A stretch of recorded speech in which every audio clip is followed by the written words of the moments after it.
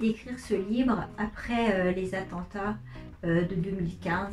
Ils ont fait vaciller notre République et je me suis demandé si la République vacillait aussi dans le cœur de ses enfants. Cette menace risquait de stigmatiser ces enfants vivant en banlieue, nés de parents étrangers et majoritairement musulmans. Je pense avoir rencontré à peu près 70 jeunes à partir de 12-13 ans et j'ai aussi rencontré des jeunes adultes, c'est-à-dire de 25-30 ans, parce que leur regard était important aussi, jugeant déjà ou analysant le comportement des plus jeunes. C'est important d'avoir aussi ce regard des un peu plus âgés pour voir l'évolution qu'ils ont eue au cours de ces années de jeunesse. En revanche, avoir la parole de ces enfants de 12-13 ans me paraissait aussi extrêmement important et c'est d'ailleurs chez ces tout jeunes que j'ai trouvé beaucoup d'espoir.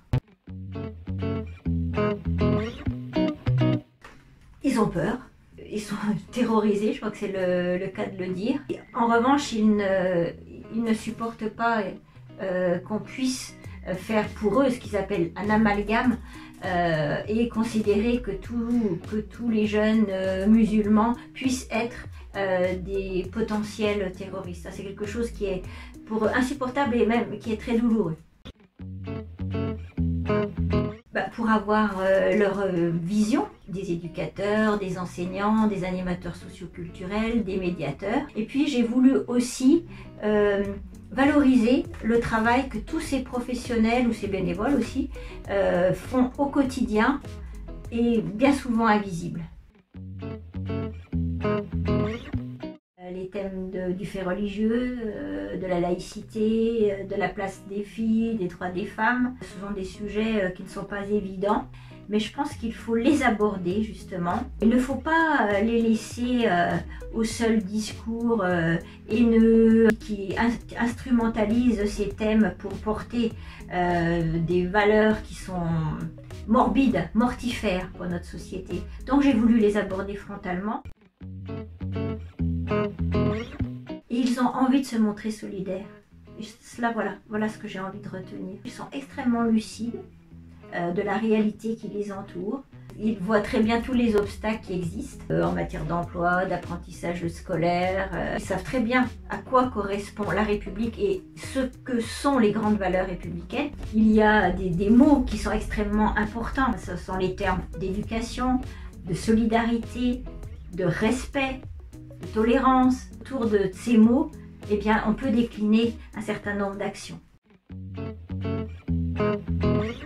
Ils peuvent se sentir oubliés de la République. Et donc c'est peut-être aussi l'un des enjeux de ce livre, c'est de dire ne les oubliez pas. C'est peut-être un appel que je fais à la société, mais aux adultes responsables que nous sommes tous. La deuxième cause de mortalité chez les jeunes, c'est le suicide. Mais ça, je ne me résoudrai jamais à accepter cela. D'où mon titre en partie, et l'autre partie, c'est un aspect plus social. Premier élément du titre, c'est l'espoir fait vivre. Et deuxième élément, c'est l'espoir fait lien. Si l'on est désespéré, on peut avoir la tentation de faire du mal, de détruire l'autre. 30 ans d'expérience de magistrate pénaliste, notamment présidente de cour d'assises, m'ont montré comment le désespoir peut conduire, sans chercher à justifier quoi que ce soit, mais peut conduire à des actes irréparables.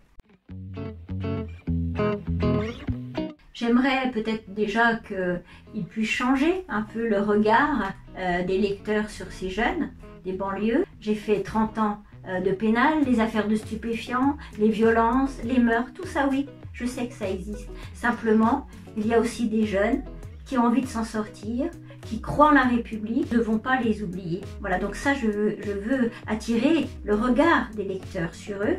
Ce n'est pas une démarche journalistique, ce n'est pas une démarche sociologique, c'est une démarche individuelle d'une femme magistrate citoyenne qui défend et tente de servir depuis 30 ans les grands principes républicains avec comme fil rouge de vie le droit et la justice.